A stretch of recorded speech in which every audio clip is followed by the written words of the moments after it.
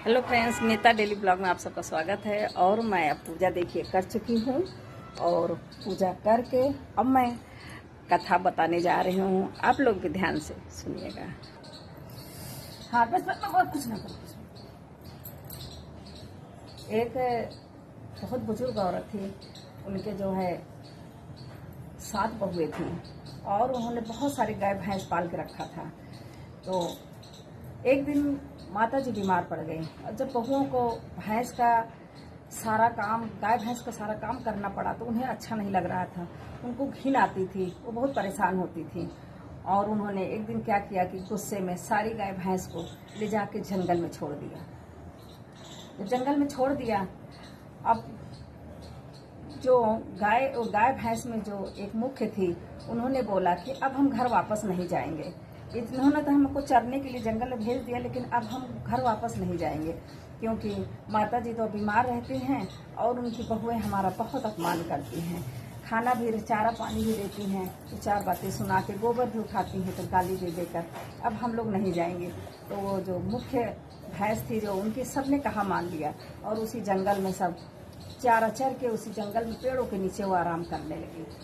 ऐसे करते करते हलछट आया।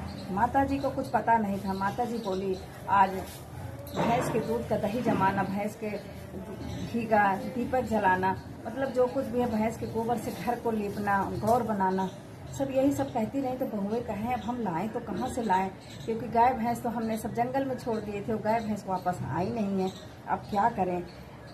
बोली माता जी, अब ऐसा हो तो नहीं सकता, गाय भैंस तो हमारी है नहीं। बोली सब कहाँ चली गई। तो उन्होंने कहा कि वो सब जंगल में चरने गई थी, फिर वो वापस आई नहीं।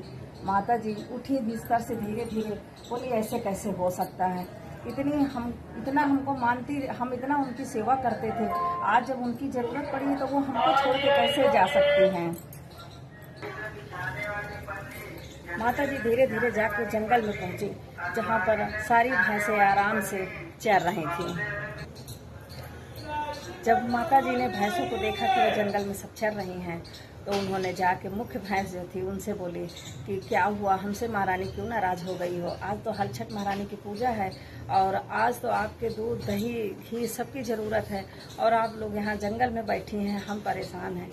भैंस कहने लगे कि माता जी क्या करें, तुम तो बीमार रहती हो और तुम्हारी बहुएं हमको चारा भी देती हैं तो गाली दे के देती हैं और हमारा गोबर भी उठाती हैं, तो हमको 4 बातें सुनाकर तब गोबर उठाती हैं, हमारा बहुत अपमान करती हैं और ला के जंगल में हमें छोड़ दिया और छोड़ के वापस चली गई। आप तो हमको जंगल में लाती थी, चराती थी, अपने साथ लेके जाती थी और वो यहाँ छोड़ के बोली मरो यहीं पर, अब हम घर नहीं लेके जाएंगे।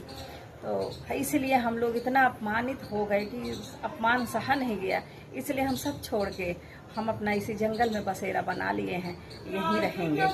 तब माता जी ने बहुत विनती की और बोली कि नहीं महारानी, मैं बहुओं से जो गलती हो गई है उसको माफ़ करो। आज हलछट महारानी का दिन है, इतने दिन हमने आपकी सेवा की है और आज जो हमारी ज़रूरत आई है तो आप जो है ऐसा छोड़ के घर चली आई हैं, हम कहाँ जाएंगे, किसके सामने जाके गिड़गिड़ाएं कि हमको दूध, दही और घी दे। जब माता जी ने बहुत गिड़गिड़ाया, बहुत मनाया, तब सब भैंसें तैयार हो गई और घर गई। वहाँ पर फिर उनको दूध, दही, गोबर सब कुछ मिला और लीप लाप के पूजा करके गौर बनाया, पूजा किया, दही दूध सब बना के और हलछट महारानी की पूजा की। और उनके घर में जो दरिद्रता का वास हो गया था भैंसों के जाने से, उनके घर में फिर से बाहर आ गई और सब खूब खुशी खुशी अपने घर में भैंसों का भी बहुएं सम्मान करने लगी। अपनी गलतियों का उन्होंने माफ़ी मांगी। तो ये हलछट महारानी जैसे माता जी के दुख के दिन दूर किए, वैसे सारी बहनों को पूजा करने वाली, आपको व्रत करने वाली सभी बहनों के दुख दूर करिए। सबको पुत्र का आशीर्वाद दीजिए और सबको पुत्र की आयु लंबी कीजिए। जय हो हलछट महारानी।